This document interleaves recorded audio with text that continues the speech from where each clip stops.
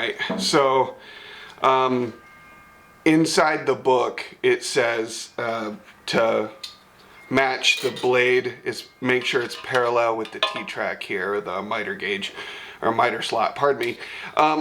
And so what I did, it says use a ruler or some flat piece of metal and just make sure it's not touching a tooth, and then push on here, and then using another ruler measure the distance from here and over. And what I did is I put it at about 6 inches. I don't know where it's at right now. About 6 inches right there at the center of the blade. And so you'd read at 1 inch and at 11 inches, making sure that the same edge of the side of the ruler is on each one of those ticks, because that's 5 inches in front of and behind of. And as long as that distance is the same on both, you have a parallel box. Now, keep in mind that bandsaw blades are very flexible, so this can move all sorts of places and look like it's flat.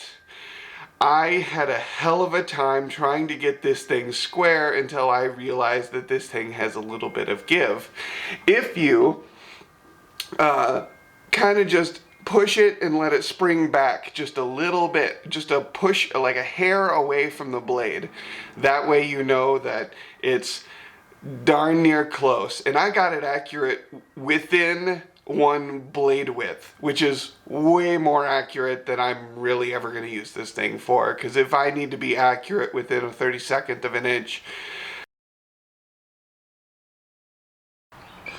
Alright, today we're going to do our adjustments, and this is directly from the factory, so I haven't really done much of anything, and it's perfectly at 90. As far as the little adjuster doohickey on the back there, which I'll show you here in a second. However, the goal is to get this to perfect 90. This is an engineering square. It's used for like CAD drawing and stuff. And so it's a very, very accurate square. So anyway, I got that. Now, you're gonna need a wrench, and just below, that guy is really hard to see. Let me see if I can zoom in here. Okay, that's a little better. Alright, so now I zoomed in. This right here is the last bolt that should be in your little pouch of screws and pieces. This here is a pivot stop, and so when this is underneath here, this bolt should stop on this. In fact, if you flick it, it should stop by the bolt. You can obviously push through if you want to, but it should stop on that bolt. It should be that tight, because when you lower the bed here, or the table, down onto this, you know you're exactly at 90. But if you want to move past 90, all you have to do is move this out of the way, and then this can move past here, down further. Anyway, so what I did is I used my 13 millimeter wrench here and tightened this down until it was just touching the top of this, and then tightened that top bolt or nut here, this guy right here. It's kind of hard to see still, but anyway, I just tightened that and then made sure this didn't move, so I can still move that out of the way and it stops. But this is your true 90, so if you ever have to set it back to 90, just stop this bolt right on this thing and you'll be exactly at 90 degrees, no matter what your adjuster on the back part here says. And we'll go ahead and I'll show you that next. Okay, earlier I said 90 degrees, and what I really meant was 0. You can probably deduce that, but from the bed to the blade is exactly 90 degrees, and that's what I'm referencing. The back here says 0, and it is right on that line. Let me see if I at 0 there's the line, and there's the little edge.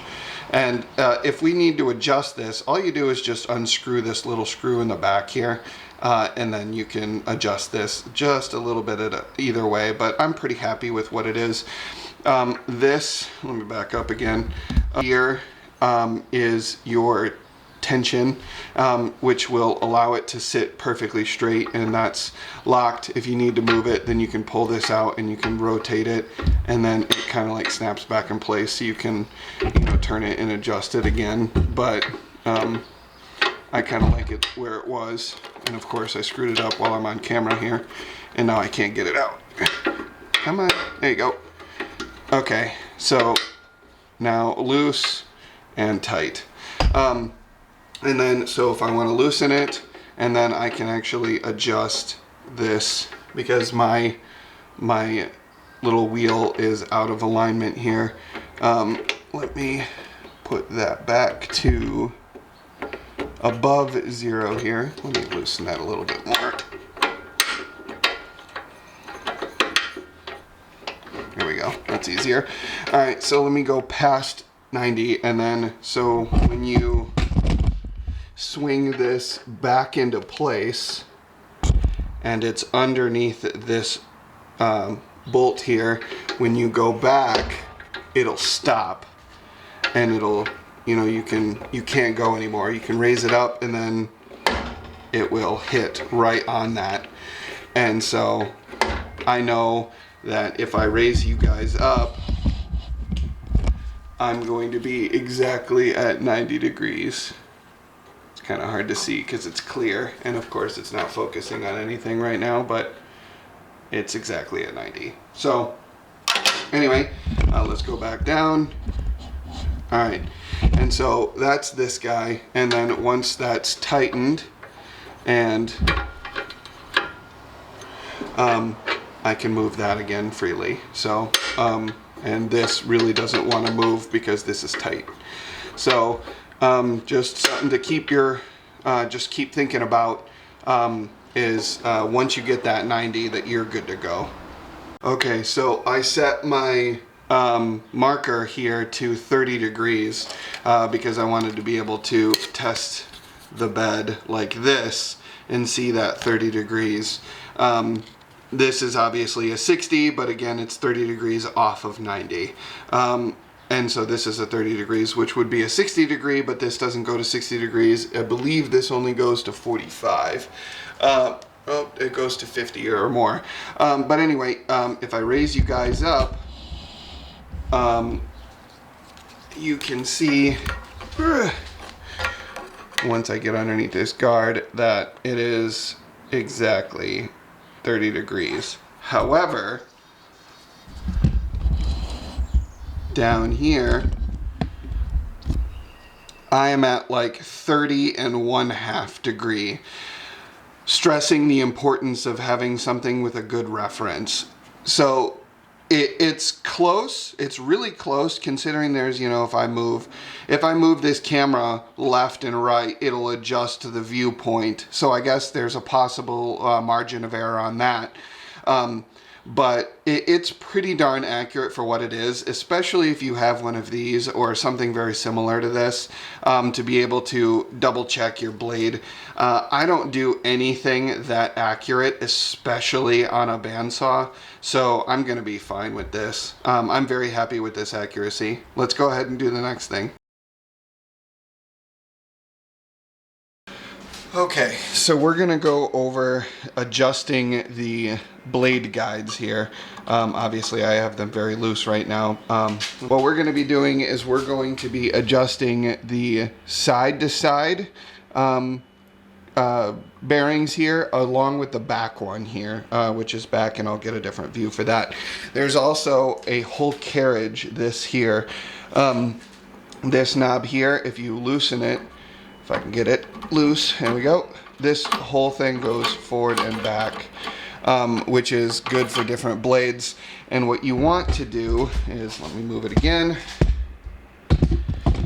is it's kind of hard to see here. Let me see if I can zoom in and I'll get you a better view. All right, so that's the bearing right here. And then this part of the blade is called the gullet. And what you want to do is you want this bearing to be 1/16 back from the gullet. And so right about, maybe about there. And then all you do is just tighten that knob.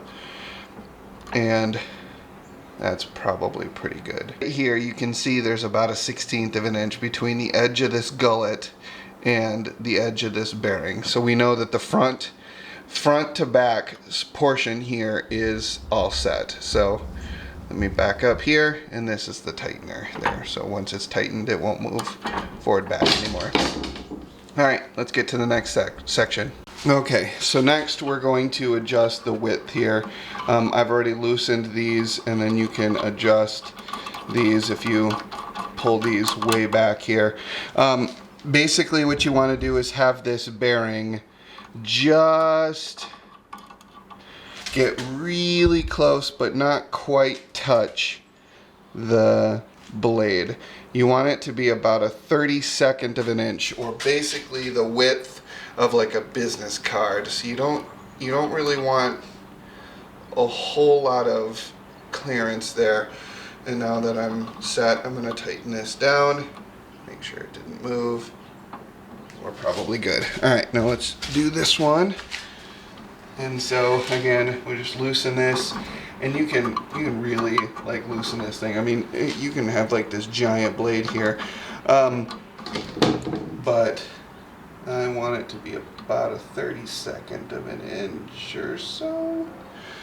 That's probably pretty close. All right, we're gonna go ahead and tighten that up. All right, so now it moves back and forth. Just, you know what, I'm gonna actually loosen that just a little bit on this side, because it feels like it's just a little too, oop, going the wrong way. There we go, that's better. All right. Okay, barely any room in between, and that's what we want. All right, so the only way that I could really get this shot is if I put that plywood piece behind there, because it was just so bright with the open the garage. So what we're going to be doing is adjusting this back bearing here. There's quite a bit of distance on this because this originally was a little bit more forward. And so what we're going to do is we're going to slide this bearing here until it just doesn't touch that. Maybe 1/32 of an inch or 1/64 of an inch. And it's adjusted the exact same way. So we loosen that, and then you're going to go the right direction, and you're going to rotate this until it's just like right now it's touching. I'm going to go back just a little bit, so maybe a little more forward there. So if you can see it, that's as far back as that will go. I don't want it to move a whole lot, and all we do is tighten that down. Okay, so now we're gonna do the lower section here. Just like the front, just like the top, there's an adjustment for this carriage to move back and forward. There's a handle back here, and that can go and swing forward, and then this can get adjusted forward and back. And again, you want to be able to get about 1/16 of an inch behind that blade there. Let me loosen these so that way I'm not rubbing on anything. And about 1/16 of an inch or so. That's probably pretty close. All right, then we're gonna adjust that and lock that down. Okay, this is the front section of that. There's two bearings here. They move in and out. They are significantly more simple than the top ones there. All they do is they just slide in and out on their own. There's no micro adjustment or an adjustment like that. So basically all I'm going to do is just kind of adjust this in just a little bit until it's about 1/32 of an inch, just like the top. And of course I really loosened this one because I wanted to see how it worked, and I pulled it out and it was really hard to get back in. So just take my word for it. They're very simple. So anyway, that's probably pretty good. Yeah, so not touching. I don't want it to touch. So if I move the blade up and down, it's not gonna move. Okay, now the other one. Basically push that sucker right up against the blade and then kind of do like a little jiggle. Nope, that's too much. Push. Oh, that might be a little too much too. Oh geez, this is hard with the camera in the way. Oh yeah, that's perfect. Alright, and yay! Okay, that's good. Alright, so very little movement in between those bearings. I could probably go just a touch closer, but yeah, I just don't want it to ride on that bearing. And you know what? Right now it is. So we're just gonna shimmy just a little bit. Much better. Okay, so it's not touching that bearing anymore, and it's not touching this bearing either. And I wouldn't recommend you guys doing this unless you have calluses as thick as mine. I can pretty much run my finger right along the blade and it's not going to make me bleed because I have worn calluses. Just be careful around the blade. Same thing with the back here. This is the forward and back adjustment, and I'm going to go to a different angle for you. Okay, again, there's the adjustment to loosen and tighten it, and then you've got this to be able to move it forward and back. So back away from the blade, and then you're going to move it forward. And basically you want that sucker just barely away from the blade. So like that.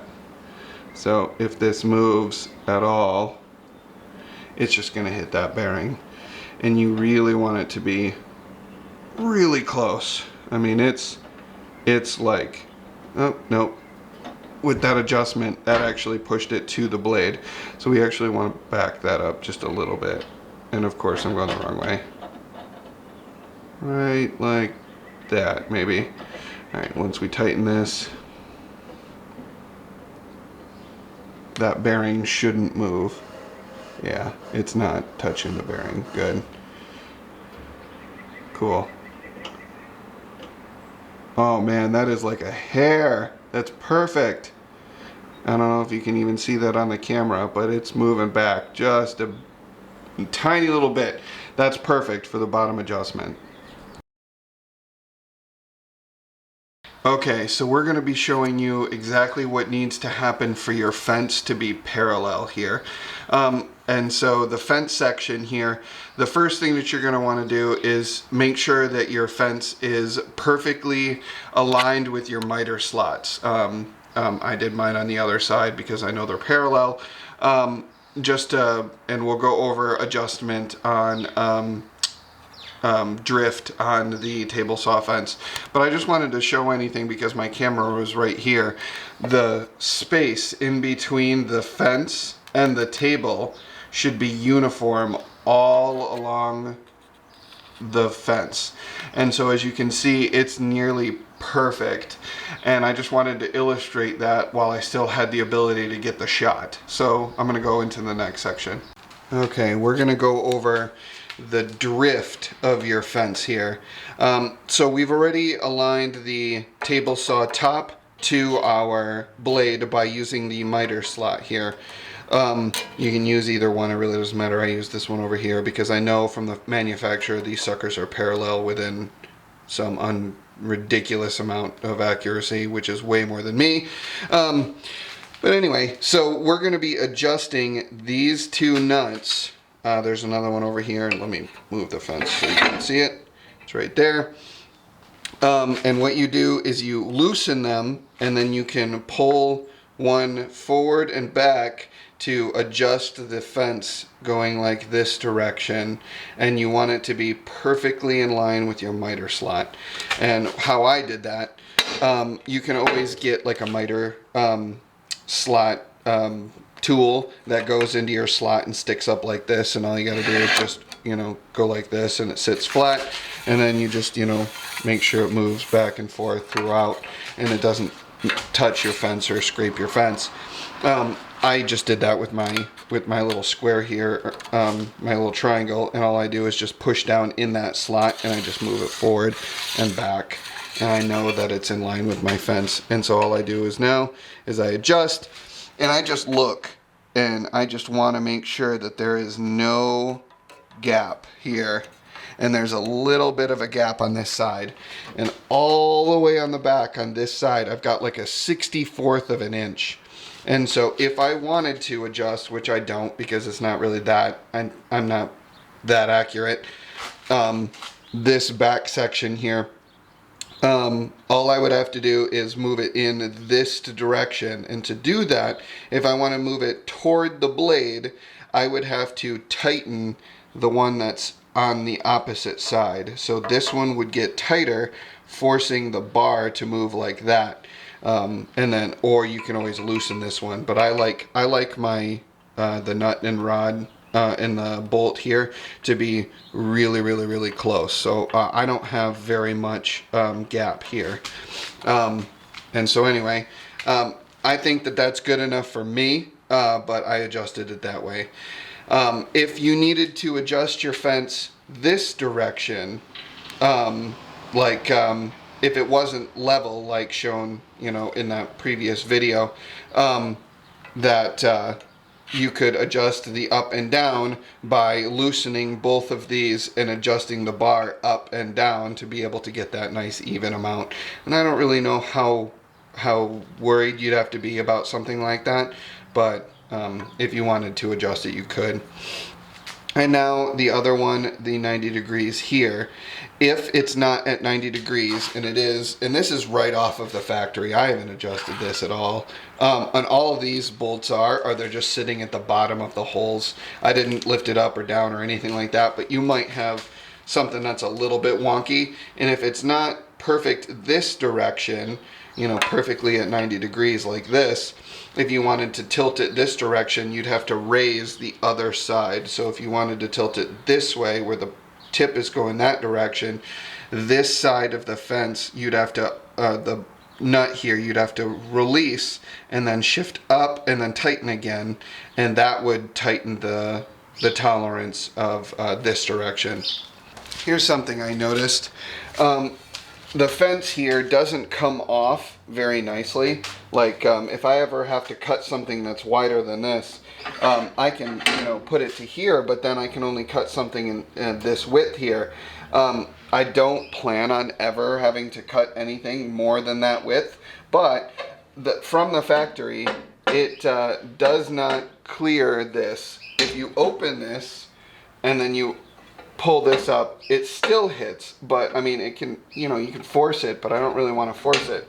So what I'm going to end up doing is I'm actually going to loosen these two nuts here and pull this back maybe, you know, 3/4 of an inch or something like that, just enough for it to clear.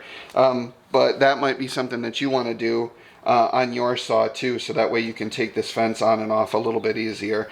And it shouldn't change your pitch or any angle like that, because this and this bar is what's being adjusted for your 90 degrees and your straight. So all I'm going to do is take a 5mm Allen here and just loosen that just a little bit,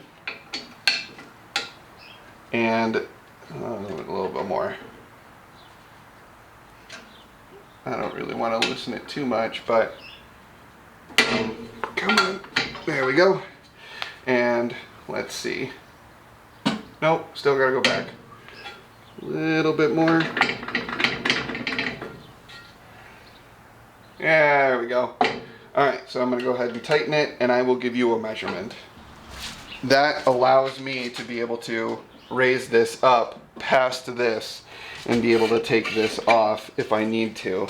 So now I can cut something the full length, and then if I have to put my fence back on, I can, and I don't have to make any adjustments to be able to do that. So that might be a good tip for you. Okay, so it's been a few months since I finished setting up my bandsaw, and it's now time to put forward my 2 cents. I'll go ahead and unwrap it here real quick.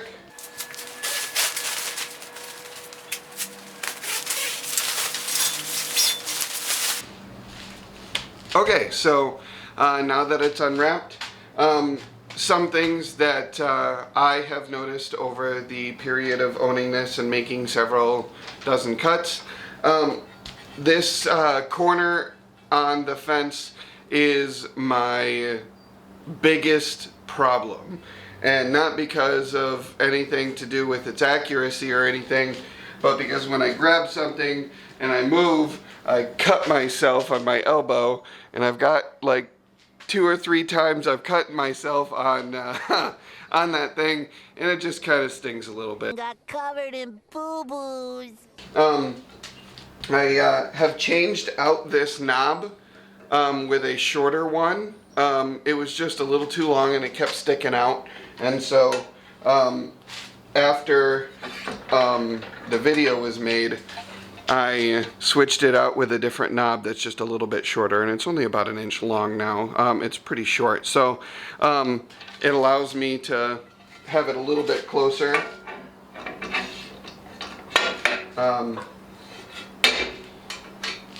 And so I like that a little bit so it doesn't stick out so far. I have resawed a couple of things on it, and it tracks beautifully after all of the adjustments in the video.